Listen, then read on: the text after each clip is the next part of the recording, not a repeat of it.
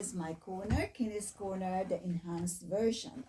Now, my topic today is about the ripple effect of kindness, a call to be the spark. So, kia ora and mabuhay, Fiesta Wairarapa listeners. I'd like to talk something unique today but deeply powerful. Kindness. We've heard the word so often that sometimes it loses its weight. But have you ever paused and asked yourself, what does kindness truly mean? Let's explore this together. What is kindness? Kindness is not just being nice. It's deeper than politeness.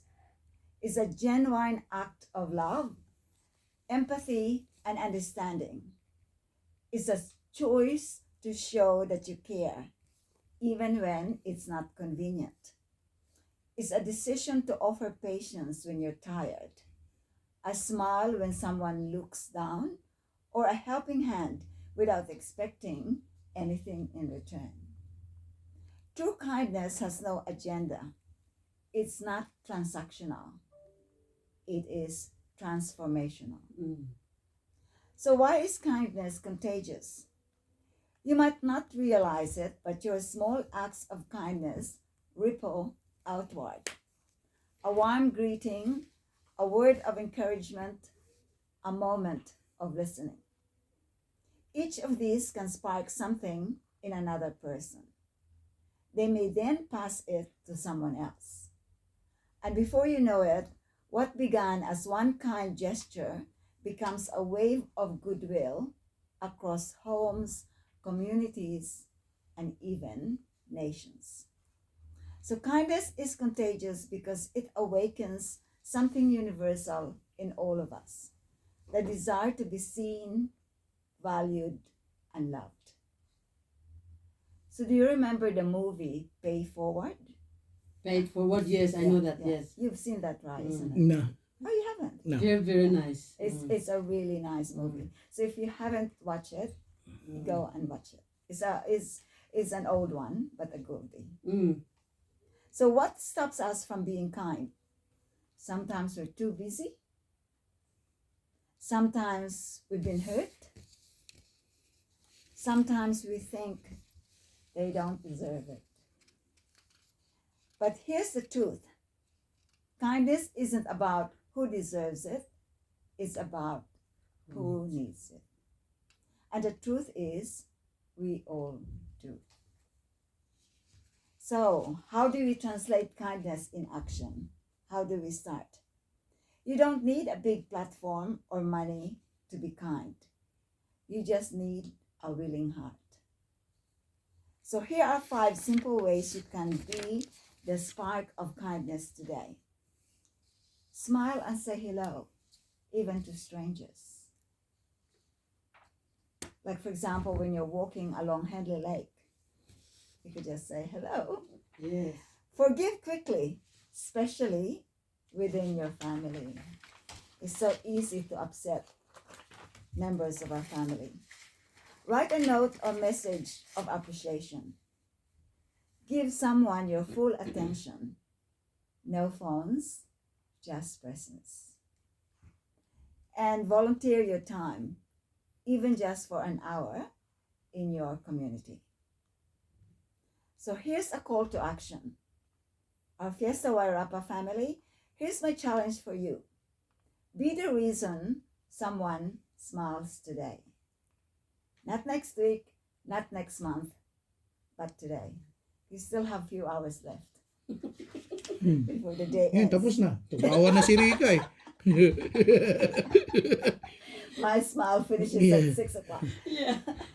Take just one kind action and watch what happens. You may never know how far that single act will go. And then make it a habit. Imagine a world where we each choose kindness daily. And let's start that world right here, right now. There are some quotes that I'd like to share with you to reflect on. There's no act of kindness, no matter how small, is ever wasted.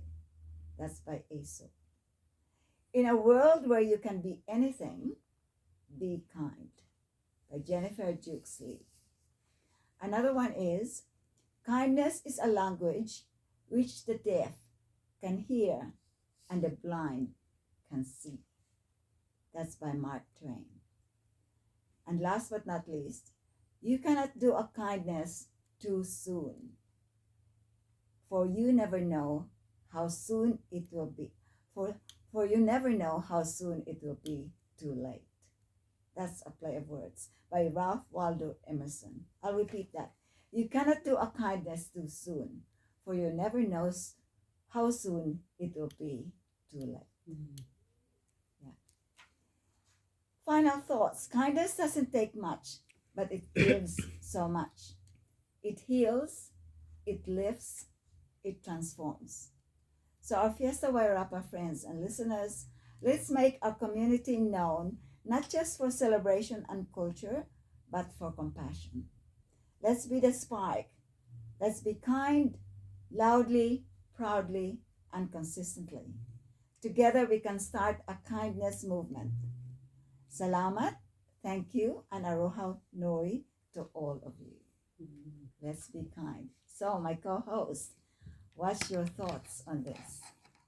Have you applied kindness in your family and in our community? Oh, a lot of times, yes. Yeah. Yeah. Yes. Pero hindi siya, hindi siya everyday. Oh, a lot of times, but not every day. I think the three of us have shown kindness when we were hosting. Indeed, even though it's so difficult to understand the script. And, Yes. mm, Yeah. So it's actually really good when we are given a situation na It's an honor na that they asked us to be the host of the day. So, which is really good. Although, isang oras lang ako doon. pero nag-host ka rin. nag-host na Oh, siya. pinag-host ka rin. Oh. Wala nga, nag-host na kami nga, ako nga yung naging main host Siya, eh. supposed to be hapon kami, pero bakit na, Chinese talaga pala nila yung Oo, run I sheet. was scheduled to be at 10. yes. Scheduled talaga ako for my host. Then ako scheduled to be at 1 I think, 1 to 4, 5, yeah, 5, something like that. But yeah, we got tired.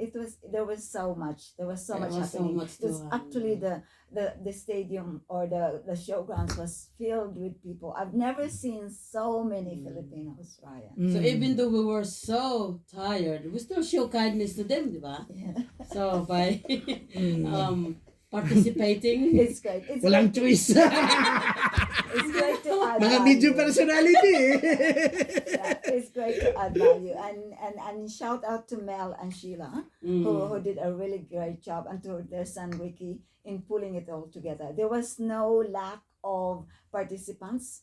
There was no lack of business people that were Yeah. in the show. Yeah. There were just overflowing people, and the weather was so good. As yes, it was indeed. Such a sunny weather. Yeah. Yeah, pangit na siya sa It was, Wellington. yeah, very bad in here. I was talking to Edgar, oh, it's very bad in here. It's raining and it's cold. Raining and it's cold. And I said, oh, it's the opposite here. It's so nice in here. And shout out to my sister. She actually went with me to Yeah. Auckland. Yeah, Jen, yeah. And we both have decided, I think let's move to Auckland. Wag naman. Pwede pa rin ha. Your sister, I think she can move to Auckland. The weather is better in a way that it's warmer. Wala siyang hangin. Mm. Hindi talaga malamig. And we had beautiful days on Friday and Saturday, and Yeah. even Sunday as Yeah. well. Yeah.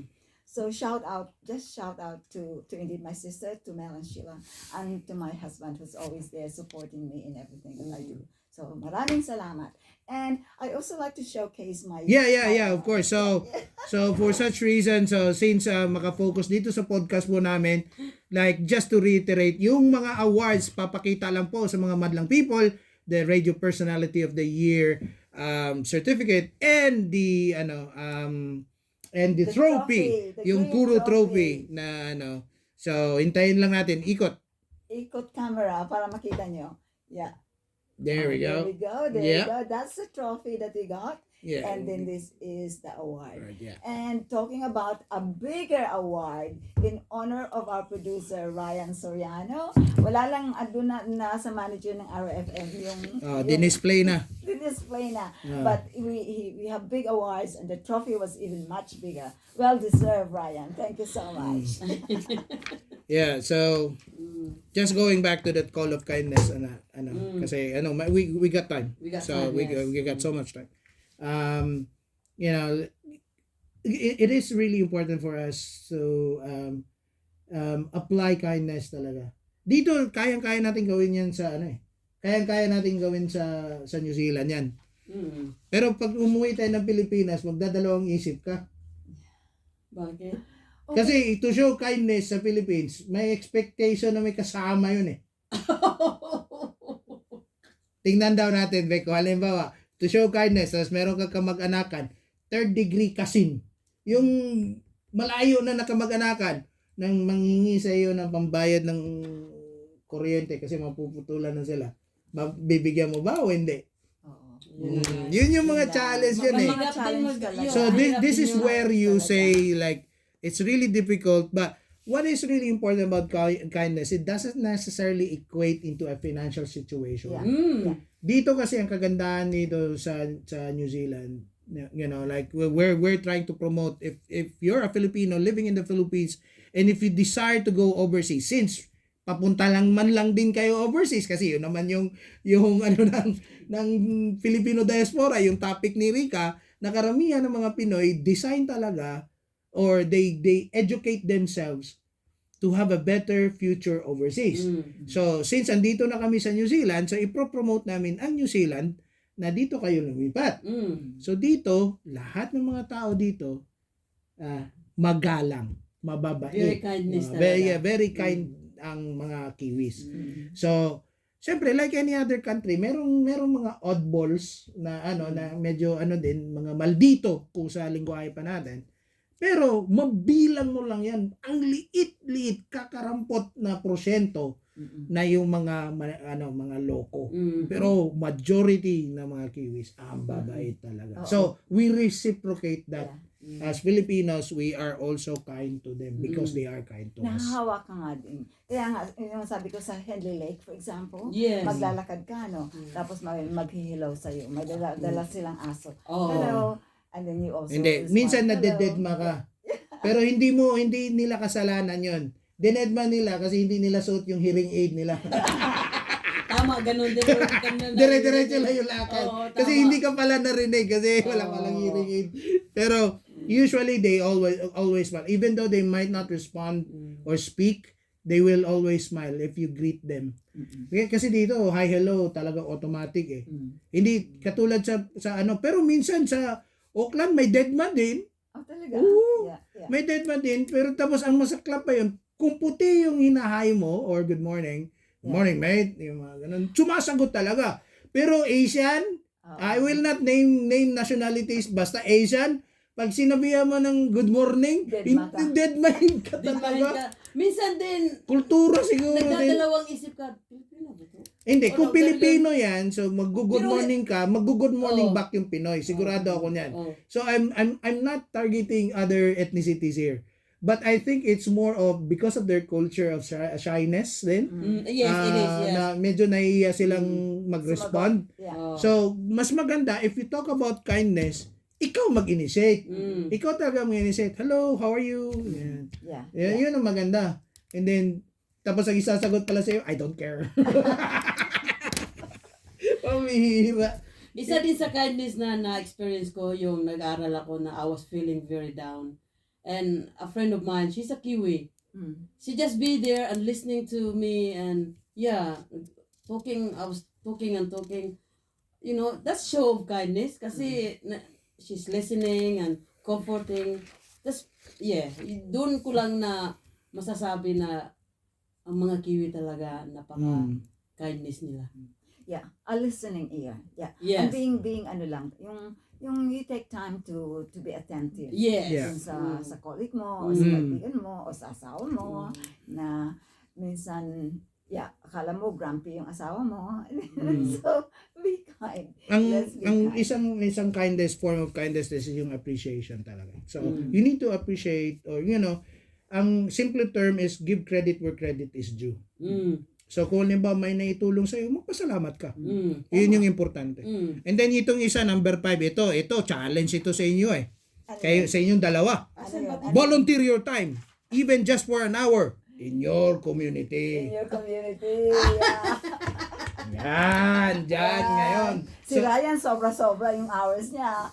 Well, I do. Did I? Hindi, ngayong June 12, kasi nga may flag ceremony, suportahan natin yung Filipino youth.